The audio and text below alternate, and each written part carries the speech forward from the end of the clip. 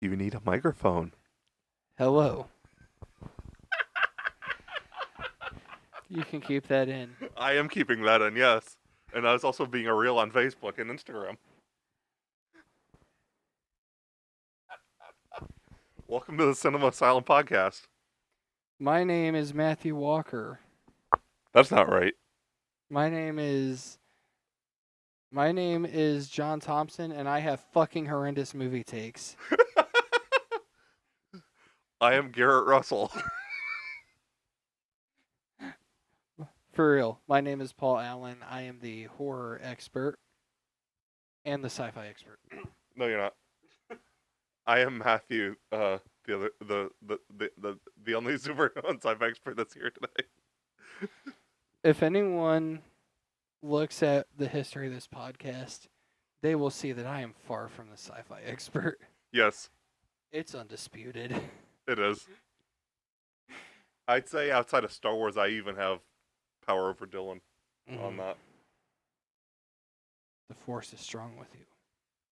No, the Force is strong with him. All other sci-fi is strong with me. Oh, I get what you're saying now. Yeah. So, welcome to this episode. I'm going to be talking about my experience at Horrorhound. And oh my gosh, what an experience that it was. You just want to get the big one out of the way first? About meeting Melissa Barrera. Yeah. I'll get to that.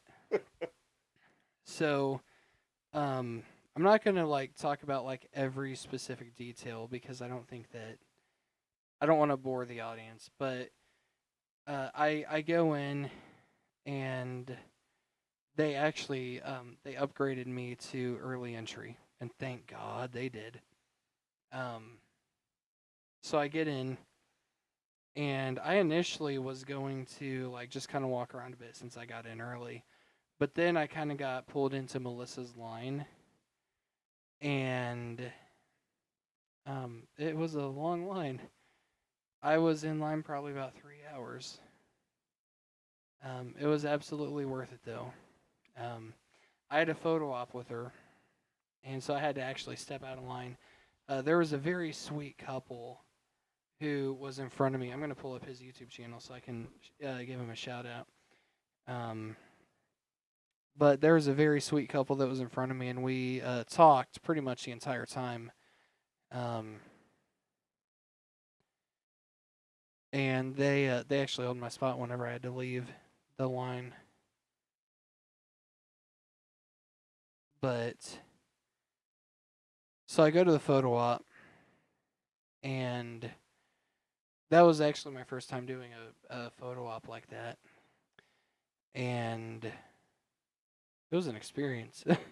You stand in line for a little bit and then they fucking move you along. And so I get up and it's my time to get my photo with Melissa. And I'll send you the photo so you can put it in this video if you want. Okay. Kind of overlay it. But I'll just make it the thumbnail. Okay. So I'm wearing my my signature purple dress shirt, not overalls, fucking suspenders, black jeans. Pretty much what I wear in the First Harvest. Overalls. I don't know why the fuck I said overalls. Overall, it was a good experience, though, right? Motherfucker. That was a good one. I'll give you that. Success. Success. Oops, I went back to my YouTube channel. I don't want that. So anyway, Giving yourself a shout out. So the Paul Allen Network on YouTube. Speaking of the gentleman that I was behind, his YouTube channel is Shaggy by Design, all one word, capital S for Shaggy, capital B, and then capital D. So basically, capitalize each word and put it all as one word. Super nice guy. His wife was really nice as well. Go and support him. He has 74 subscribers. Let's get him up to at least 150 from this shout out. So anyway, it's my turn to get my photo with Melissa Barrera, and um, she remarks my shirt, my purple shirt. She's like, "I love that purple. You look so good." And I thought that I was gonna die. Men don't really get complimented a lot, and so anytime that a man does get complimented, that sticks with him. And so like that was just a very sweet gesture. Yeah. Even in that limited time, she was an absolute sweetheart. Um, so then I fucking raced back to her line. Well, first I walked over and said hey to Scotty Ian from Anthrax. Yeah. Chill dude. I'd like to have him on the podcast. And I think that we can make it happen possibly. Maybe But when the Lobo movie comes out, hmm so he because was you know cool. they're gonna do it. Yeah, I actually have an Anthrax tattoo. Nice. The pentagram thing. It's not actually a pentagram. It's the Anthrax logo. Yeah. Um, so then after I said hey to him, I fucking raced back to Melissa's line. Um, again, the couple held my spot, and then the waiting continued. Melissa Barrera was an absolute sweetheart with each fan. She spent time with everyone. And that's what I love. Whenever you see somebody who cares enough to actually spend time with each fan. Because you have people who, they kind of rush through. They sign and move on. There were even a couple of people there that would not take table selfies, Yeah. which to me is fucking ridiculous. Mm-hmm. The only one that makes sense is Robert England. Yeah. He's the one I would give a pass to for that. Yes. But anywho, finally I get up to meet Melissa Barrera, and to kind of preface why this was such a big deal to me, Scream 5 came out on January 14th of 2022. Now, I was raised on horror. I was raised watching the Scream movies, Friday the 13th, Sleepaway Camp. All of those movies I adored growing up. Probably been watching them a few years before I should have. Probably. My mom, she loved the Scream movies, and we were going on January 14th. We were going to go and see Scream before I had to go to work. Unfortunately, she passed away that evening, and it was after a procedure that wasn't even supposed to be that day. It was actually supposed to be the following Monday. So she did not get to see Scream 5. I almost didn't. I didn't see it that day, of course, but I very nearly didn't see it in theaters. I ended up, and it was an incredible movie. So that's why it was such a big deal to me to meet Melissa Barrera. And honestly, meeting anyone from Scream, it's always a huge deal for that very reason. These movies were a bonding point for my mother and I. And, meeting Dermot Mulroney a year ago, meeting Jamie Kennedy, Skeet Ulrich, in October, Matthew Lillard. It's just, oh gosh, I'm totally skipping. Marley Shelton. Yeah.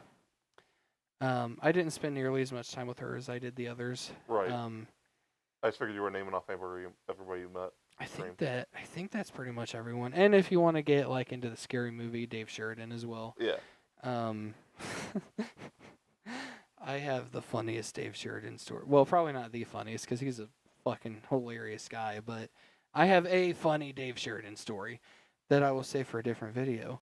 If you want a little spoiler, though, the only precursor to that I can say is hold the tip, and that's all you're getting for now.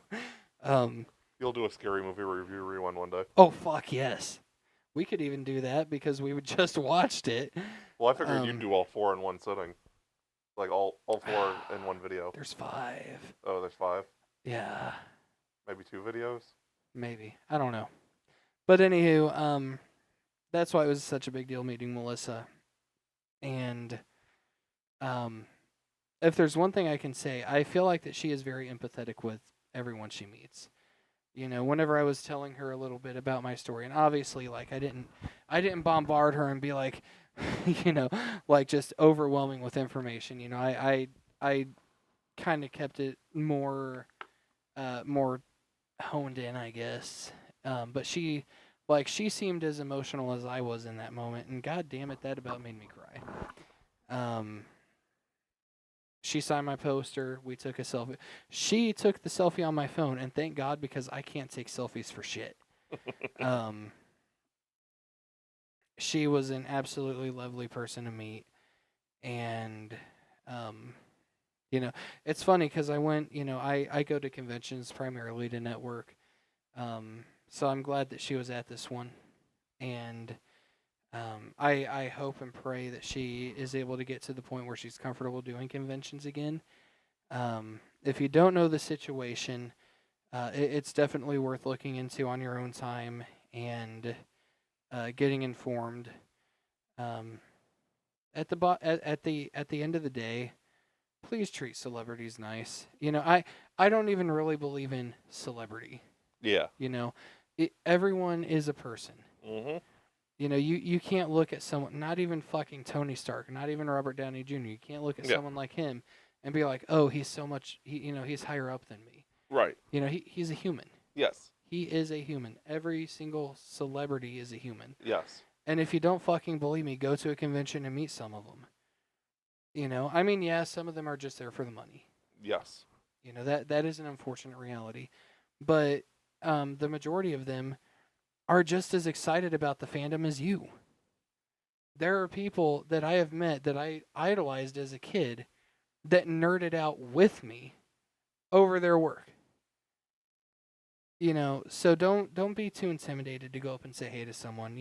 I see pictures from conventions where, it's clear that the celebrity is having the absolute time of their life. So that's my take on it. Just be good to them and they'll be good to you. I actually read a story about that. I don't want to take too far away from yours. One of the Power Rangers, not the original. I believe it was one of the Mystic Force Rangers. Which one? No, not one of these. I believe it was one of the Mystic Force ones. Uh-huh. He just took the job for a summer job. Like, he was offered the job, he decided to take it. Didn't think about Power Rangers for years. He got invited to a convention, and, like, he said it changed his whole outlook on life. Mm-hmm. Because, like, there was a kid, I guess he was essentially nonverbal, the grandmother said. Yeah. Like, barely talked at all. He was, like, autistic or, I believe she said he was autistic. But he just would not stop talking to this guy because he opened up about Mm-hmm. Power Rangers. And the grandma's like, I don't think he's ever said that much in his life. Mm-hmm. And, like, it could just, sometimes, like, the celebrities just, they're, because they're normal people. Yeah. But, like, seeing that impact that something they did had on someone else, Mm-hmm. it might affect them just as much as it affects you. Yeah.